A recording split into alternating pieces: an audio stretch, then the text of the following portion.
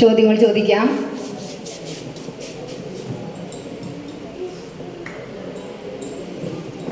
മാഷേ, ആരും ചോദിച്ചില്ലെങ്കിൽ ഞാൻ ചോദിക്കാം.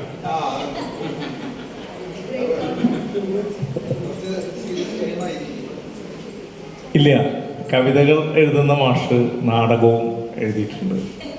ആ നാടകം എഴുതാനുള്ള ഒരു ഊർജം, മാഷ് താമസിക്കുന്ന സ്ഥലം ഒരുപാട് നാടക ചരിത്രമുള്ള സ്ഥലമാണ്. പക്ഷേ നാടകാന്തം കവിത്വം എന്നൊക്കെ പറയുന്ന പോലെ മാഷ് നാടകം എഴുതാനുള്ള പ്രചോദനം എന്തായിരുന്നു എന്ന് പറയുന്നത് നാടകത്തിൻ്റെ പേരടക്കം പറഞ്ഞുകൊണ്ട്. നാടകാന്തം കവിത്വം എന്ന് പറയാം. അതായത് ഈ നാടകം, ഞാൻ കുട്ടിക്കാലത്ത് നാടകം കണ്ട് വളർന്ന ഒരാളാണ് ഞാൻ. എൻ്റെ വീട്ടിൽ അച്ഛൻ ഒരുപാട് എഴുത്തുകാരൻ, നാടകം എഴുതും, ചെറുകഥ എഴുതും, നോവൽ എഴുതും, പാട്ട് എഴുതും. ഇല്ലാത്ത പണിയൊന്നും ഇല്ലായിരുന്നു അച്ഛന്.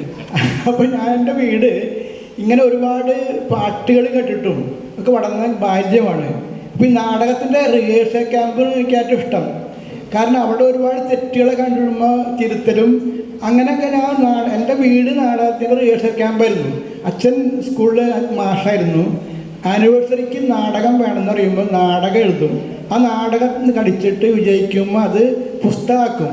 അത് കറണ്ട് തൃശ്ശൂർ, കോഴിക്കോട് അവിടെ ഒരു ഉണ്ട്, പിന്നെ കൊടുങ്ങല്ലൂർ കേരള ബുക്ക് ഹൗസ് ഇവരൊക്കെയാണ് പുസ്തകം. അപ്പോൾ ഈ നാടകം കണ്ടു വളർന്ന ആളാണ്. പക്ഷേ എൻ്റെ നാടകം ഉണ്ടായിരുന്നില്ല എനിക്ക്. പക്ഷേ ഞാൻ പിന്നെ പാട്ടിലേക്ക് തിരിഞ്ഞു. ഒരു ദിവസം ഞാൻ ആകാശവാണിക്ക് വേണ്ടി ഒരുപാട് പ്രോഗ്രാം ചെയ്തിരുന്നു. അവർ വിളിച്ച് പറയും, 3 മാസം കൂടുമ്പോൾ അവർ സംഗീത ഒരു കാര്യം മാഷൊരു പാട്ട് വേണമെന്നൊക്കെ പറയുമ്പോൾ അവർ 10-20 പാട്ട് എഴുതിയിട്ടുണ്ട്.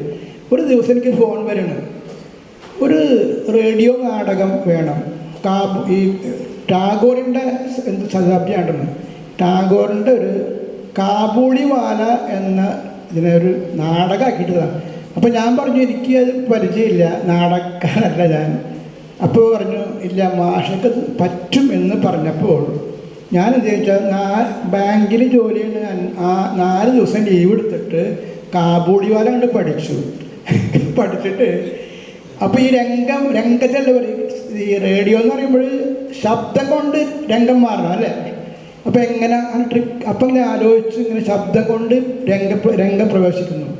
അതിൽ ടാഗോറിൻ്റെ കഥാപാത്രമാണ്. ടാഗോർ എന്ന് പറയുന്ന കഥാപാത്രം ഉണ്ടായില്ല. ടാഗോറിൻ്റെ ആ ചെറുകഥയിൽ my 5-year-old Mini cannot leave without chattering, അങ്ങനത്തെ ഒരു ഉണ്ട്. അപ്പോൾ അവളോട് പറഞ്ഞ കഥയാണ്. അപ്പോൾ കാബൂളിവാലായിട്ട് അപ്പോൾ അത് ടാഗോറായിട്ട് അതിൽ റേഡിയോയിൽ അഭിനയിച്ചത്, ശബ്ദം കൊടുത്തത് നമ്മുടെ മുല്ലയ്യ മാഷായിരുന്നു. അതാണ് എനിക്ക് അത്ഭുതം. എൻ്റെ ഈ ഗ്രൂപ്പിലുള്ള മുല്ലയ്യ മാഷാണ് ടാഗോറിൻ്റെ പാട്ട് ചെയ്തത്. വല്ലാത്ത വിജയമായിരുന്നു അത്. അപ്പോൾ അങ്ങനെ ഒരു നാടകം ചെയ്യാൻ പറ്റിയെന്നുള്ളത് എൻ്റെ രക്തത്തിൻ്റെ ഒരു നാടകത്തിൻ്റെ ഒരു ലേശം ഉണ്ടോ എന്ന് സംശയമുണ്ട് എനിക്ക്.